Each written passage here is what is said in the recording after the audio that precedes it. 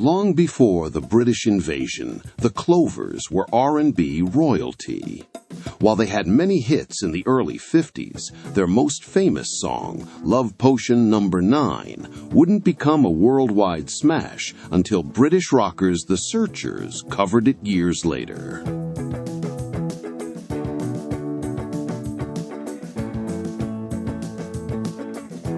Before the Beatles, there were the Shadows.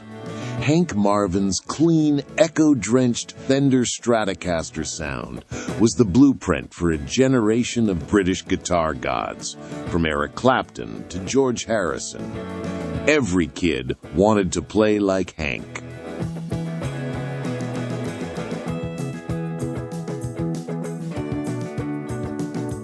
At the absolute peak of their fame in 1961, the Everly Brothers did the unthinkable.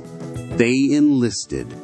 They traded their guitars for rifles and served 6 months in the Marine Corps Reserve, even appearing on The Ed Sullivan Show in their dress blues.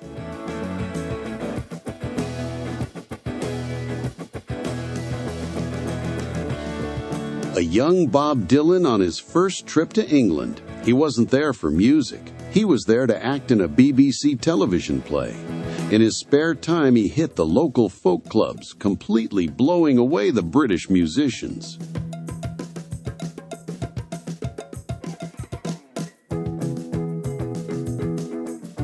Paul and Ringo head to San Francisco, 1965.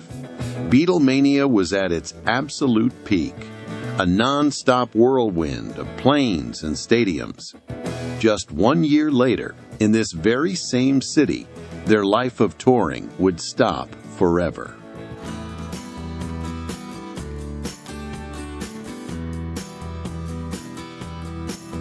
John and George in 1966, during the revolutionary Paperback Writers' Sessions.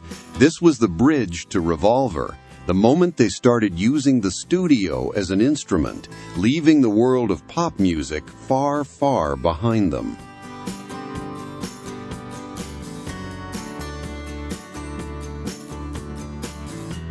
Jimi Hendrix at Forest Hills, 1967. Fresh from his triumph at Monterey, he was on a disastrous tour opening for the Monkees. The sheer volume of his revolutionary sound was a shock to the system, sometimes even for the man himself.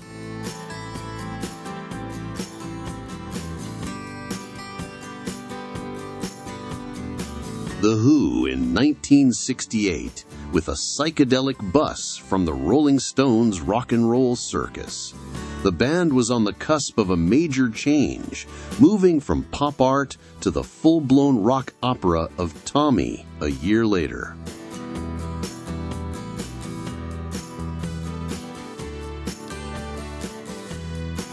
Led Zeppelin, Milan, 1971. This show ended in a full-scale riot. Tear gas, police. The band had to run. That was Zeppelin. So loud, so intense, sometimes the whole thing just blew apart. They didn't play Italy again for a long time after this.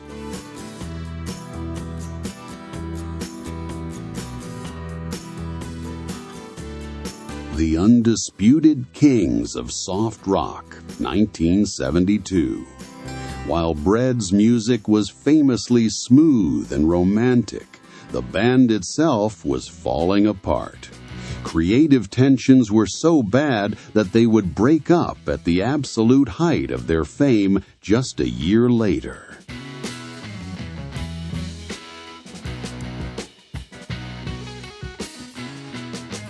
Led Zeppelin conquering Kezar Stadium in '73.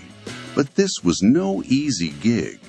The band had to battle fierce winds that wreaked havoc on their sound, and a notoriously rough security crew backstage that added to the tension and unpredictability of the massive show.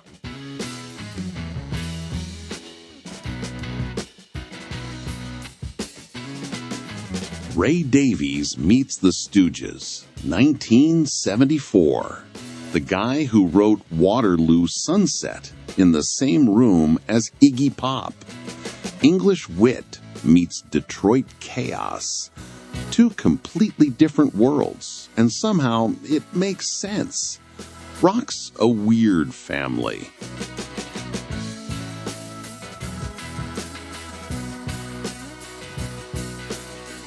The Bay City Rollers in 1975, at the absolute peak of roller mania. While they were teen idols, their catchy guitar-driven pop was a major influence on the first wave of punk bands who were just around the corner.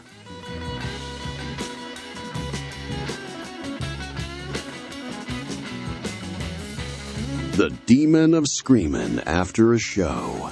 This was the tour for their masterpiece album, Rocks. The recording sessions were legendary for their intensity and wildness, with the band living large and even destroying expensive cars outside the studio.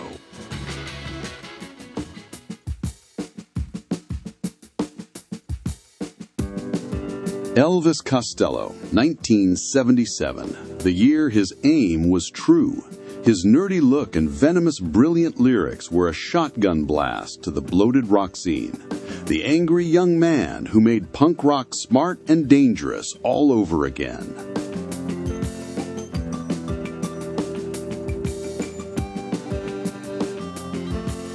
The last stand of a legendary lineup.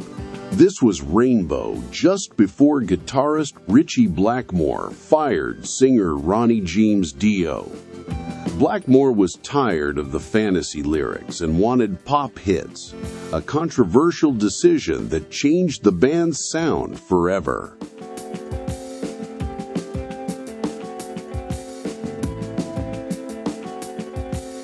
Long before reality TV made the Osbournes a household name, there were quiet moments like this. Ozzy, in the mid-'80s, goofing around with baby Amy, who would grow up to choose a private, creative life away from the cameras. A snapshot of Ozzy simply being a dad, far from the noise of the stage.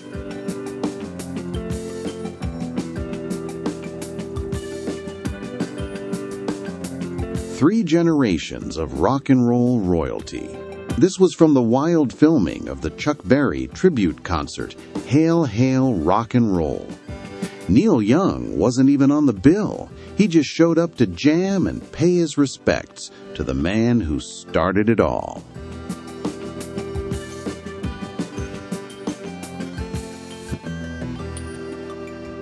This was Guns N' Roses' first ever UK show. It was an industry showcase at the legendary Marquee Club that quickly got out of control. The mayhem created an immediate massive buzz that helped break the band in Europe.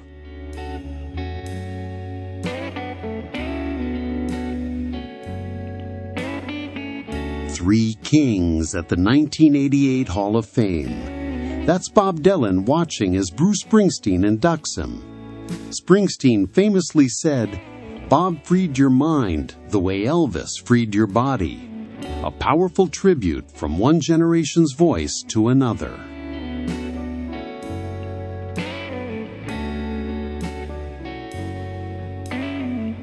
Nirvana, in their hometown of Seattle. This was no ordinary gig.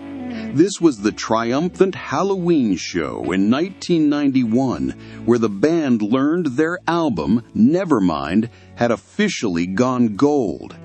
This was the exact moment their world changed forever.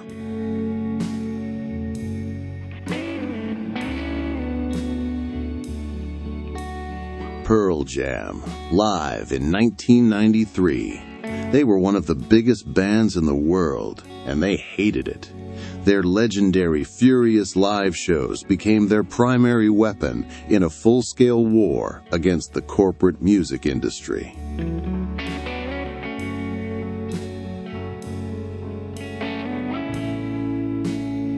Eric Clapton in the mid-'70s. This was his laid-back era, heavily influenced by the Tulsa sound of J.J. Cale.